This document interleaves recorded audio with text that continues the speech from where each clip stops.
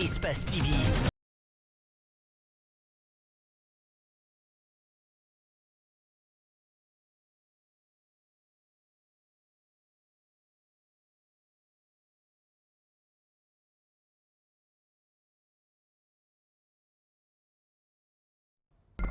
Très ravi de vous informer. Merci d'être des nôtres. Bonsoir et bienvenue au 19h45.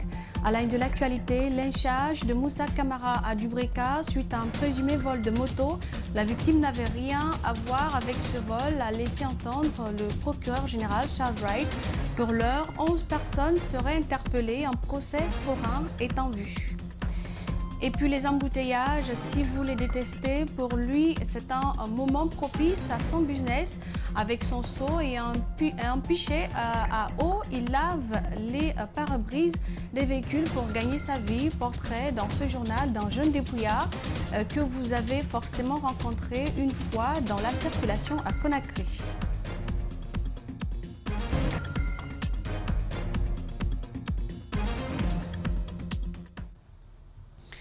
Le procureur général près la cour d'appel de Conakry à Dubreka pour reconstituer les faits suite au lynchage du jeune Moussa Camara la semaine dernière, présumé voleur de moto. Il n'en est pour rien, indique le procureur. À date, 11 personnes seraient interpellées et bientôt un procès forain sera programmé pour rendre justice aux défunts. Mamadou Sadio Baldé. Le jeune, lynché par une foule récemment dans la sous-préfecture de Tanene pour vol de moto présumé, s'appelle Moussa Camara. Aujourd'hui, ses parents ont fui le district de Koubia. Le procureur et sa délégation étaient venus remonter le moral de la famille. Direction le lieu du crime. Les services de sécurité ont été pris à court. Débordé, le préfet a instruit à ses hommes de se retenir pour minimiser les dégâts. La qualité des foules, ils m'ont appelé que la foule est vraiment hostile. C'était vraiment tellement, le volume était tellement trop que j'étais obligé de leur dire d'agir professionnellement, leur laisser évoluer pour ne pas ajouter le nombre de morts. Après enquête, il s'est avéré que la victime n'était pas l'auteur du vol présumé, regrette le procureur. Je réitère devant vous qu'il n'est ni près ni de loin lié au problème de vol de moto. Après son assassinat, un groupe de jeunes s'est attaqué aux installations de la gendarmerie. Double infraction aux yeux du procureur. Ils sont allés, ils ont touché aux institutions de la République. Je veux parler là des services de police et de la gendarmerie. Ce qui est une attaque frontale vis-à-vis des institutions de la République. 11 personnes sont interpellées. Exceptionnellement, leur procès sera organisé à Tanene pour servir d'exemple, dit-il. Mais pour pouvoir faire passer le message de la justice, je prends l'engagement devant monsieur le maire et devant monsieur le préfet que cette audience par rapport à ce crime-là se tiendra ici même. Ce n'est pas sur le Kuntigi et Large Sekounasouma qui pour le moment propose l'arrêt de toute circulation de taxi-moto dans la zone que les personnes mises en cause vont compter pour implorer le pardon. Un reportage de Mamadou Sadio Baldé. Nouveau rendez-vous pour Kassori Fofana et ses avocats.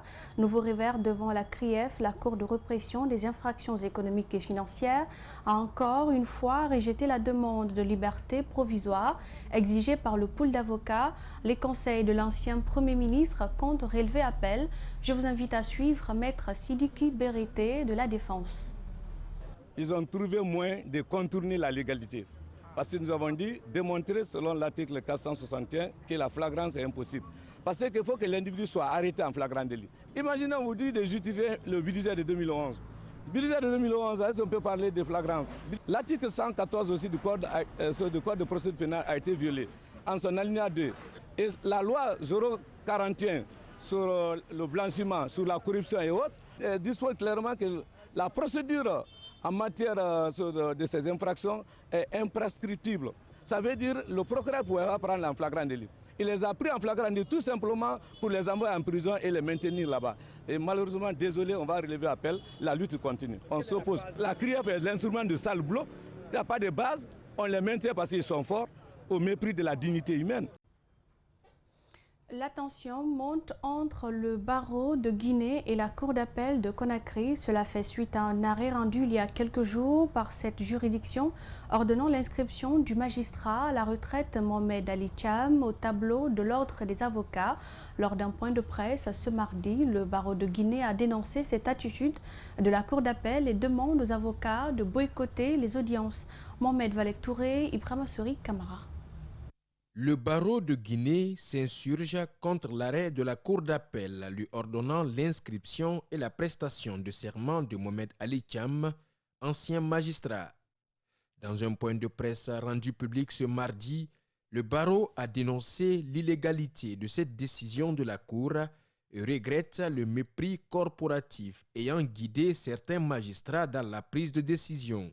M. Mohamed Ali Cham, au visa du dispositif de cette décision, qui n'est même pas encore rédigée, s'arroge allègrement le titre d'avocat et distille tant dans la presse que dans les réseaux sociaux et à ses relations qu'il prêtera serment dans un délai de 15 jours. Le Conseil de l'ordre déplore ce comportement venant d'un ancien magistrat. Avec cette décision, le barreau se sent menacé dans ses valeurs et dans son indépendance par des magistrats qui, à en croire cet arrêt, n'ont pas lu la loi L2004 du 26 mai 2004 portant réorganisation de la profession d'avocat.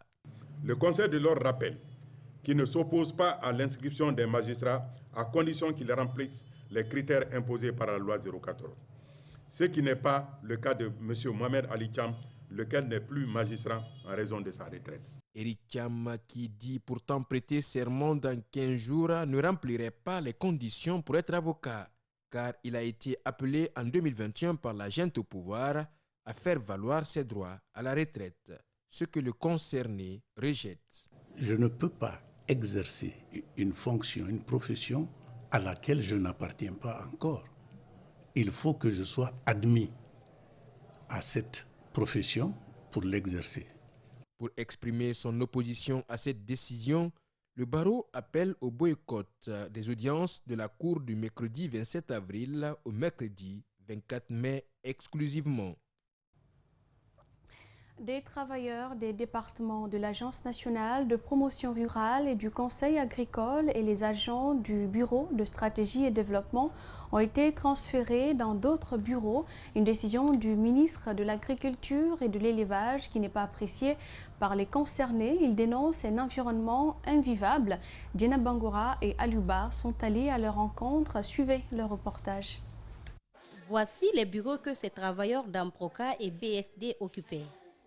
À leur grande surprise, la semaine dernière, il leur a été demandé d'aménager dans cet autre immeuble. Une décision du ministre de l'Agriculture et de l'Élevage qui ne semble pas les convenir. C'est le week-end qu'on nous a appelés. Le directeur adjoint nous a appelés pour nous dire de venir tous lundi pour déménager, quitter nos locaux et venir dans un autre au profit de notre service. Quel service? Franchement, on ne sait pas d'abord. Mais les jours à venir donnent raison. Parce que les bureaux dont nous quittons là ne seront pas vides. Ça serait occupé par un autre service. Ici, le couloir attire plus. Mais l'intérieur des bureaux donne une autre image. Un environnement invivable, regrettent les travailleurs. Et le studio dans lequel nous nous trouvons comprend tous les grands départements de Serpuruka avec un seul clim qui ravitaille toute cette salle compartimentée en 5 départements. Le lieu est très proche du port et on est envahi par la lumine aussi. Donc c'est dire que les conditions de travail ne sont pas là et la santé même elle sera compromise d'un moment à un autre. Depuis l'avènement du 5 septembre, ces travailleurs disent être bloqués dans leur travail par le fait de changer l'agence en service. Le service, on ne bouge pas. Nos comptes sont bloqués. Et je vous dis qu'au jour d'aujourd'hui, nous avons des agents sur le terrain. Ça les fait 8 mois sans salaire. Pour trouver une issue à la situation, plusieurs médiations ont eu lieu en vain. Non, mais ils ne veulent pas nous écouter. Au ministère de l'Agriculture et de l'Élevage, nos tentatives d'avoir des réponses auprès de la chargée de communication ou un rendez-vous d'entretien avec le ministre ont été vaines. Et un mot de santé à présent dans ce journal. La tuberculose, vous le savez, est une maladie qui touche de plus en plus de personnes dans le pays. En plus de la recrudescence de la maladie, la rupture des médicaments pour les patients. Certains ont difficilement accès au traitement, ce qui aggrave d'ailleurs la situation des malades. Dans plusieurs hôpitaux de prise en charge de la tuberculose, sillonnés par une de nos équipes de reportage, seulement 2 ont accepté de témoigner. Les précisions de Aminata Massiré Bangora et d'Ivril Kabak Kamara. La tuberculose, une maladie qui devient au jour le jour un problème de santé publique en Guinée. De nombreux patients victimes de cette maladie font face très souvent à un manque criard de médicaments. C'est le cas de ce patient qui a joint au téléphone notre interlocuteur. S'il vous plaît, est-ce que c'est flamboyant? Moi, je suis à la carrière. Il n'y a pas de médicaments là-bas. J'ai appelé. On me dit qu'il n'y en a pas. Ces malades sont aussi obligés de se diriger vers le centre antituberculeux de la carrière pour se procurer de médicaments pour cause de rupture dans les centres où ils sont affectés. Comme il y a la rupture, des fois, je viens ici. Comme hier, on nous avait dit qu'il n'y a plus de médicaments là-bas. C'est pourquoi moi je suis venu ici. Pourtant, les malades de tuberculose ont l'obligation de prendre régulièrement leurs médicaments comme le recommandent les médecins pour un meilleur traitement. Une rupture de médicaments pourrait donc aggraver la situation. Les risques liés à cette rupture sont très énormes et vraiment il y a d'autres qui peuvent développer les TB-MR et c'est ce qui est très dangereux. Le centre antituberculeux de la carrière qui dépiste 80% des malades est le seul centre qui les approvisionne en cas de rupture dans les autres structures. Pourtant, il est aussi approvisionné par trimestre, d'où la crainte de ce médecin. Ça fait plus de 3 semaines, on a plus de 10 centres dont les malades viennent ici s'approvisionner. Et ça va jouer sur notre stock. Aussitôt alerté de la présence des médias dans ce centre, quelques médicaments sont subitement livrés aux malades. Mais cette stratégie va-t-elle soulager les patients? En tout cas pour l'heure, il plaide pour un accès total aux médicaments. Il y a pratiquement 6 jours que le gouvernement interdisait l'importation et la commercialisation des tissus contrefaits en Guinée. Rencontrées ce mardi par notre rédaction, ces femmes de Yimbaya Port disent ne pas s'opposer à la décision mais invitent l'État à faire baisser le prix des tissus originaux. Le reporter Djene Bemba Koulibaly et Ibrahima Sori Sengsouma plutôt sont allés à leur rencontre. Suivez leur reportage. Si le cri de cœur des artisans locaux a été entendu par les autorités, celui des consommateurs, lui, n'a pas encore eu de répondant. Depuis quelques semaines, le marché guinéen est inondé de produits contrefaits, importés notamment de la Chine par des opérateurs économiques. Sur la question, malgré la qualité des tissus, ces femmes disent les préférer aux originaux, qu'elles trouvent assez chers pour leur bourse.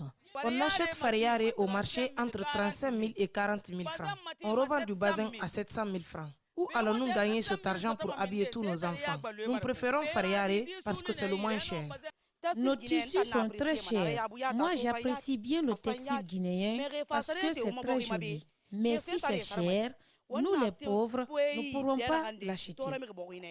Les tissus contrefaits appelés Fariare sont une imitation du lépi, du kendeli, de la forêt sacrée et du bazin. Ils avaient fini d'inonder le marché guinéen. Mercredi dernier, dans un arrêté conjoint du ministre de la Culture, du Tourisme et de l'Artisanat et celui du Commerce, il a été décidé d'interdire l'importation, la commercialisation et la fabrication des modèles contrefaits des textiles guinéens.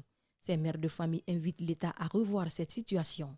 Elle estime que ces tissus contrefaits sont non seulement moins chers, plus garantis que les tissus originaux, mais également aident à vêtir leurs enfants et même leurs maris.